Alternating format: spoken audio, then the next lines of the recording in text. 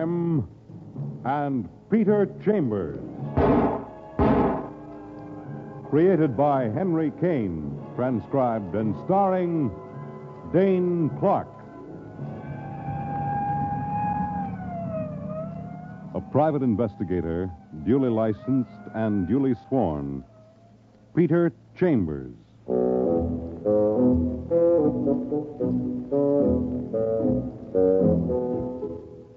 You're a private eye. That's your business. Anything else? That's for laughs. You've got a slant of sun coming in the office window, your feet are on the desk, and you're relaxed. Business is lousy, but you've got no kicks. You're young, you're strong, you've got a few bucks in the bank. And it's a beautiful day. You, Peter Chambers? All of me, lady. Beautiful day, isn't it? Not for you. Not for long, anyway. She's a cute little trick, but nervous as a puppy with fleas. She's wearing a tan suit, molded to her figure, and properly protruding. The rest is in perfect taste. Black nylons, black shoes, black blouse, and black gloves. So she spoils it. She dips into her bag, and what she produces doesn't quite go with the ensemble. Because now she's wearing a pearl-handled gun in her right fist.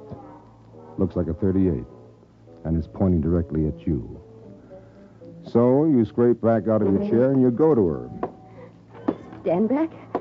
Stand back, I tell you. Honey, you're not even holding the gun right. I know what I'm doing. Keep away from me. You're shaking like you're practicing to be a cooch dancer. Now relax, little lady. Keep away, please, please. Okay, now. I've got the gun, and you're still shaking. Now sit down, lady. What's your name? Elsa Corey. What do you do? Do? For a living. A gun moll, you ain't. I'm an actress. Working? Yes. Well, come on, sister. This is like pulling teeth. Let's have it all in one lump. I have the second lead in the Lady Dances. It's in rehearsal. It's my first real job. It's produced by Jack Burke. He hired me. Anything else? Where do you live? 1013 East 39th Street, 2B. Oh, please don't point that gun at me. It's your gun, remember? Okay. I drop it in my jacket pocket like so. See? No more gun. Now, what's this jiggle all about? Jiggle? Look, it's a beautiful day. I'm sitting around with my feet on the desk, dreaming my own personal little dream. So a dame drops in, wriggling around a Roscoe, and the Roscoe is blinking its eye at me, so I got a right to ask. What's it all about? Well, I can't. Oh, that's coherent. Now, let's do it incoherent this time. I came here to kill you. Why? I was sent. By whom? Bruce Burke. Bruce Burke, huh? Well, it's all in the family. Jack Burke, Bruce Burke, two lonely brothers. Well, I never met your producer, but Bruce. Brucey boy, I know. I'm sorry. I'm dreadfully sorry. Believe me, I don't think I could have. I couldn't. I know I couldn't. All right, Elsa. Elsa Corey, simmer down. Just make yourself at home. I'll be back. Where are you going? To pay a call on Brucey boy. Maybe he can fill me in where you can't. And don't go away, baby. Papa will be back.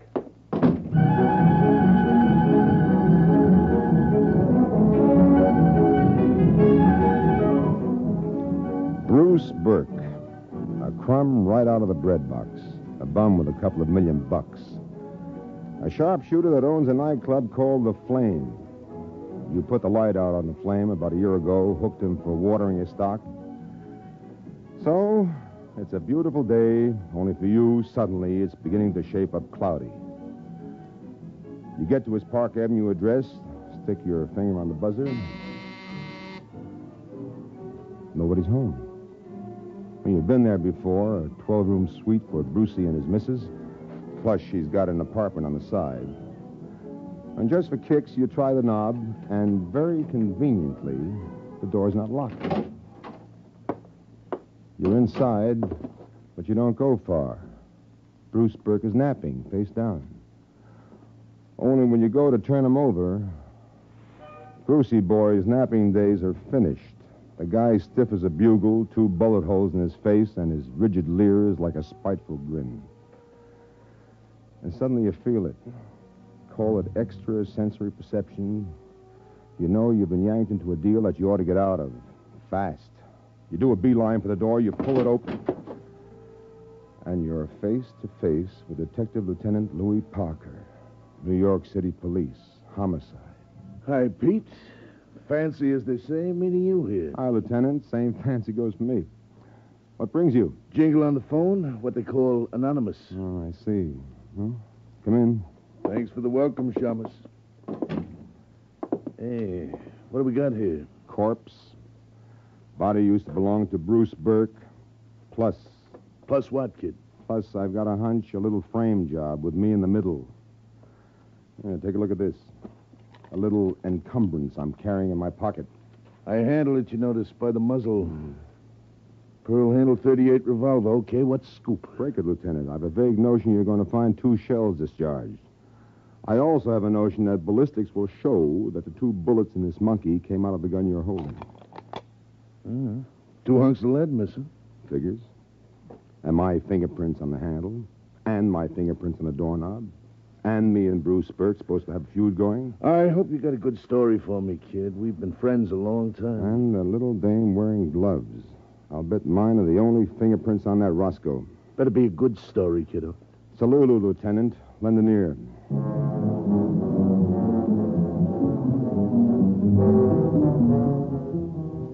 You tell him the tale and he listens. Louie's an old friend. You've worked together for years. He promises a thorough check on the situation, and you promise to be down to see him to check the check. You leave him the pearl-handled pistol, and you leg her to the next spot that might furnish a little information. The Lady Dances is rehearsing at the Ascot on 48th off Broadway. Backstage, there's one solitary guy working a song on a piano. Well, what do you want, Bub? Looking for Jack Burke. I'm Jack Burke. Stands up from the piano, very fashionable type. White hair, slender figure, $200 suit. Well, what is it, young man? What do you want here? Oh, I thought there was a rehearsal going on. It's off for a while. Oh, may I ask No, you may not ask. What do you want here? Oh, name's Peter Chambers. I'm a private detective. I'd like to inquire about a young lady, Miss Elsa Corey. I'm not messing into the affairs of every private shummus that comes barging backstage for some cockeyed reason of his own. Look, Mr. Burke, if I you... haven't got the time Now, just now. one little minute, Mr. Burke. Oh, like that, is it? You want to play tough boy, huh? Willie!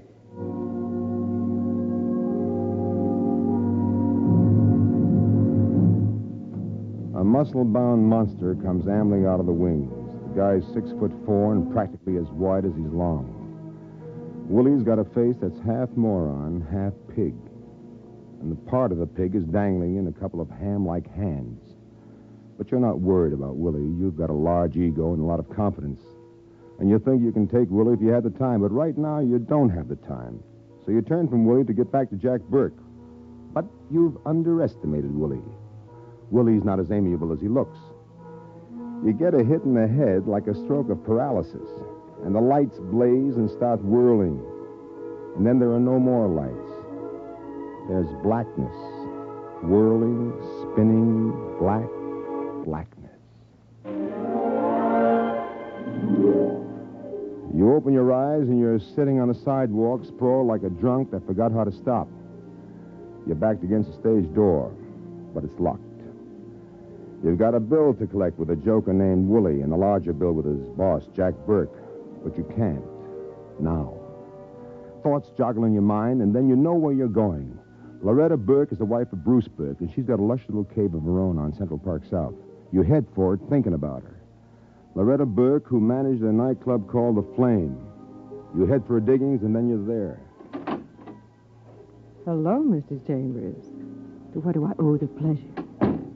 A lush blonde, 30 years younger than Bruce. A page boy blonde with shining hair and shining green eyes.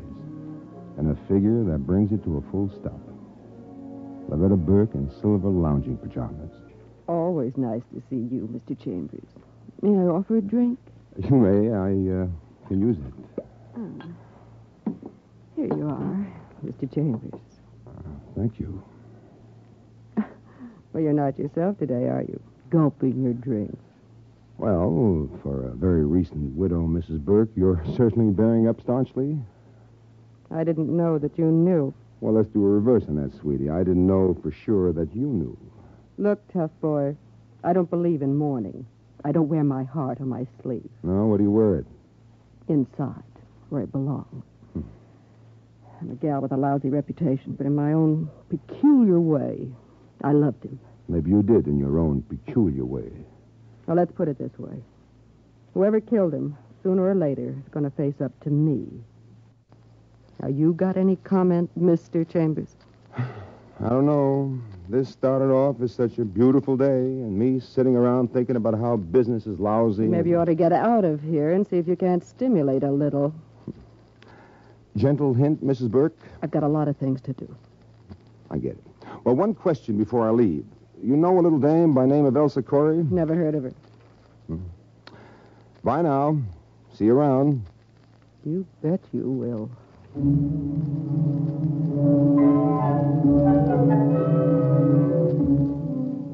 Outside, you called the office about Elsa Corey, but of course our little birdie has jumped the chicken coop. You do a small debate with yourself. Corey or Parker? Which one first? But you promised the lieutenant, so you mosey to police headquarters downtown. You're jogging up the steps when you see him coming out. In a hurry. Well, the private eye, or is it the public enemy? You coming to give yourself up? Lieutenant is jocular, but he looks worried, and when a friend looks worried, you begin to worry. That was the murder gun, Pete, no question. I'm working it slow, working the angles first, because you're involved.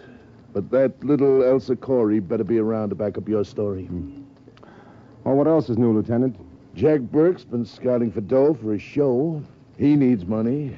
Bruce's wife, that doll, always needed dough. Well, they're both falling into it. How? Bruce Burke's will. Jack gets half the estate, Loretta Burke gets the other half, plus the nightclub goes to her. Real cozy, huh? Look, pal, you're not one for throwing stones. Not in this case. So far, all I've really got is you. Yeah. You've been a doll, Lieutenant, a living, breathing doll. Well, don't depend on it, Pete, not for too long. I know you, but as a DA, he's beginning to champ at the bit, so let me go to work now, huh? Where are you heading for? Date with Jack Burke. Jack Burke, where? Casa Moretti, upstairs, private room, number 4. Look, Louie, one more favor. Give me a 10-minute head start, huh? Head start with whom? Jack Burke, I've got a bill to collect, and it's overdue. 10 minutes, Lieutenant? Oh, please, Louie. Okay, but I hope you know what you're doing. Oh, I hope so, too.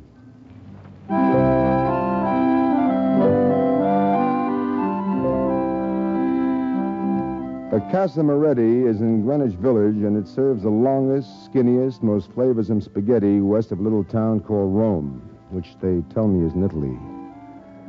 Casa Moretti has a downstairs dining room and an upstairs private room where you can run yourself a tete-a-tete or a banquet, depending on your mood. Your mood right now is for a little private chatter, and you rub your knuckles against a door marked 4. What? You again? Now, look here. First, you clip him because you owe it to him. No. Then you close the door. Then you drag him into the room. And you give him a quick frisk, but there isn't a thing on him that's incriminating. So now you pick him up and deposit him in a chair. And you slap him back to consciousness. What? What? Live it up, Mr. Burke. Come on, listen to the birdie sing. I'm listening. And you're no birdie. What do you want? A bit of polite conversation, nothing more. Well, what do you want? Johnny One Note, that's me. Little lady by name Elsa Corey. Know her? Yes, she's the second lead in the show we're rehearsing. Know her any better than that? She's an actress in my show, period. Have it your way. According to her, she says your brother sent her to see me. Did you introduce her to your brother? No. You happen to know if your brother was acquainted with her? My brother is dead. I know that. And from what I hear, you, a private eye by the name of Chambers, you hated his guts. I'm supposed to know all about that, too. All right. Is there anything else? No. I told you all I wanted was a bit of polite conversation. Well, then get out of here. Say it nice. Will you please leave, Mr. Chambers? Oh, a pleasure, Mr. Burke. A pleasure indeed.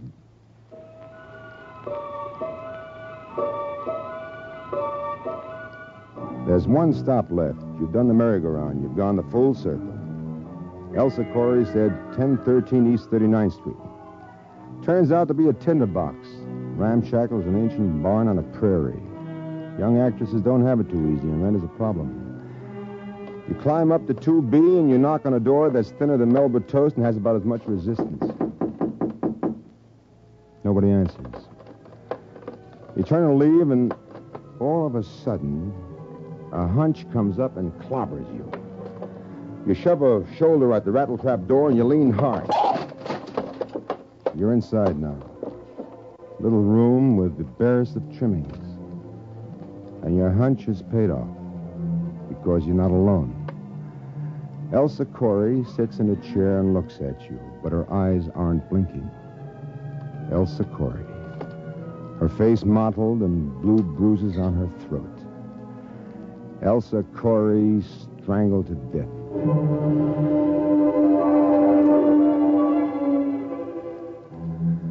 So, it's still a beautiful day. Only it's not day anymore. It's nighttime. You've gone home and you've put in a little afternoon sleeping, but it hasn't helped. You're way down deep in a jam and you feel it beginning to close in. How goes it, Pete, boy? Pretty bad. Yeah, bad. Detective Lieutenant Louis Parker, a nice guy and a good friend, but the expression on his face is that of a pallbearer with rheumatism doing his job on a rainy day. Ain't good, pal. Stinks, in fact. Yep. Elsa Corey, she's dead. Yeah. We got another one of them phone calls. Anonymous. I can clear that for you. Like how? I made that phone call. You did? Yep. I busted into her place and I found her. Like what you found when you got there. You know what it means, kid. I got an idea. You had one little out, an alibi witness named Elsa Corey. Now she ain't with us no more. Where's that leave you? Crouched behind the 8-ball, only keeps getting smaller. Pete, you know how I feel about you, but... Want to come downtown with me now, fella? Tussle it out with the DA's people? Well, must we... What's left, kid? Well, I've got a little night duty to attend to. I've been sort of resting up for it. Night duty? Yeah, now look. Let's make a date, Louis. I either collect a killer for you or I present myself. Present yourself when? Let's say tomorrow morning, bright and early tomorrow morning. You either get a closed case by then or you've got me. You know, I only work for a living, Pete. I can get kicked off the force I fast never and- crossed you up, Louis, ever. It's been a long time now, you and me. It's one for the storybooks, a private eye and a public cop who can work together and who respect each other. We got a deal. Deal it is, yeah. Bye, Lieutenant. Bye, Detective.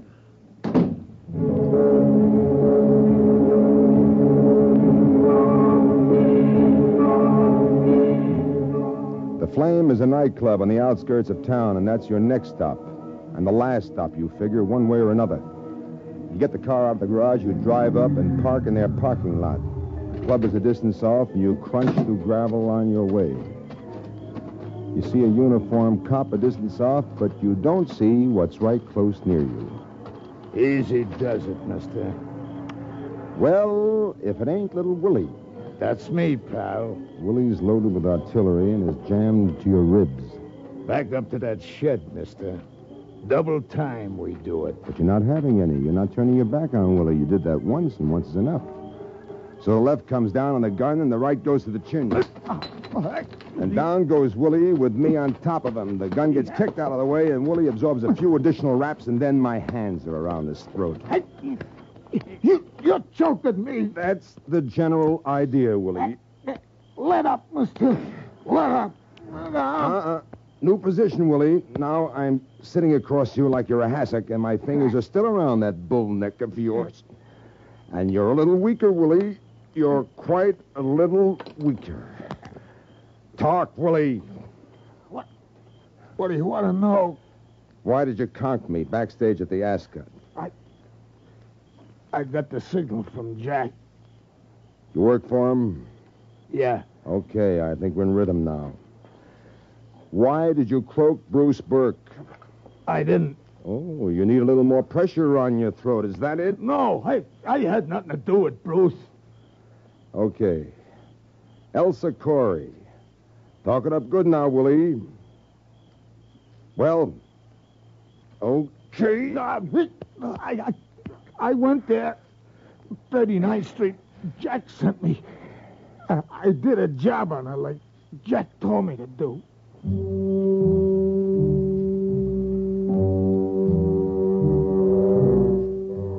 Willie passes out of the picture. You get up off him, collect his gun, and go looking for the cop, and latch your law onto Willie with instructions to deposit him in the lap of Detective Lieutenant Louis Parker. Then you brush at your clothes, and you make for the nightclub. The joint is jumping, and it's a temptation, but you haven't got the time. You steer through the joyous people to the door marked Office of the Manager, and you open it without knocking. Well, Peter Chambers, we were just talking about you. Close the door. The other half of that we is Jack Burke. He's in a tuxedo. And Loretta is in a red off-the-shoulder job that almost gets your mind off your work. But the old mind comes right back to attention because dear Loretta shoves a lily white hand into the desk drawer and it comes up caressing an ugly 45. Sit down, Mr. Chambers. Oh, thanks. I'll stand. Jack and I have been chatting about you. In what connection? In connection with the death of my husband. Lady, you're pointing that gun in the wrong direction. What are you talking about? I'm talking about Jack Burke, who dreamed himself up a foolproof little murder, only I'm going to take it apart for him right now. This had better be good. Listen, this guy is in a jam with his show. He's looking for money all over town. Do you know whether he asked Bruce for a loan? Yes, I know he did. And Bruce turned him down. Bruce had no confidence in the lady dancers. So Bright Boy figured one out. If he bumps Bruce, he gets half of his estate. Even if he can't get the loot right away, he can borrow on the strength of it. So he kills him. He's a liar. He knows a little dame, second lead, Elsa Corey. This kid doesn't know which end is up. So he gives her the cleaned-up gun, and she's wearing gloves, so it's still clean. And what is she supposed to do with She's it? supposed to come to me because Jack thinks there's bad blood between me and Bruce. She's to threaten me, not shoot me. No, nothing like that. And she's to tell me that Bruce sent her. Bruce? Why Bruce? Because this guy figured it exactly as it happened. Oh. I took the gun away from her. I went to Bruce to find out what it was all about. The door was conveniently left open for me, and I found Bruce like this bum had left him. And then a cop show, spurred by an anonymous phone tip. Cute, huh? Cute enough. Where's the girl? That Elsie Corey. Yes, where is she? Where is she? Look at him wiggle. The big producer. Where is she? She's dead. What? He wasn't going to let her hang around to testify against him, was he? Did you ever hear of Willie? Of course. Willie choked her to death. Proof, not words. The law's caught up with Willie. He's yodeling out there like a broken-down jukebox. Well, that's proof against Willie, not proof against me. Look at him, squirming like a rat with his tail in a trap. Look at him. How much more proof do you want?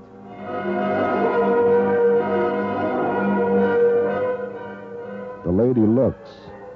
Guilt is scribbled on him like the devil is written on his forehead. She lifts the gun, and for a minute you think it's for you. But it isn't.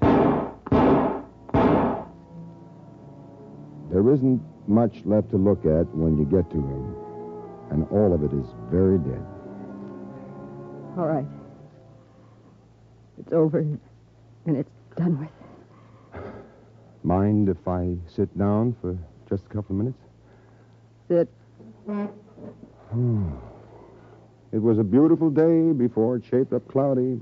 What are you talking about? Then a dame comes in and threatens me with a gun, and I get myself jammed up with the law as a murder suspect, and I get pushed around by an ape named Willie, and then I almost catch up at the wrong end of your 45, but it's finally developed into business. Business? From whom?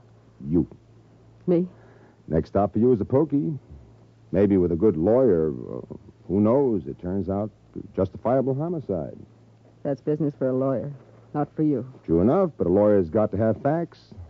Now, who's better at getting up facts for you than yours truly? I'm beginning to see what you mean. How much? Well, for a lady who's coming into $1 million plus a swanky nightclub, how's $5,000?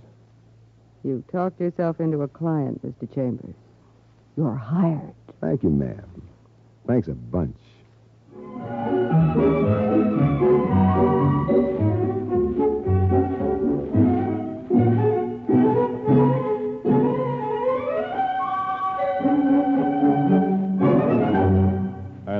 you've had Crime and Peter Chambers. Dane Clark was starred as Peter Chambers. Crime and Peter Chambers, transcribed, was created, produced, and written by Henry Kane. Others in the cast were Bill Zuckert, heard as Lieutenant Parker, Fran Carlin as Loretta, and Everett Sloan as Jack. It was directed by Fred Way, and this is Fred Collins inviting you to tune in again next week, same time, same station, for Dane Clark in Crime and Peter Chambers.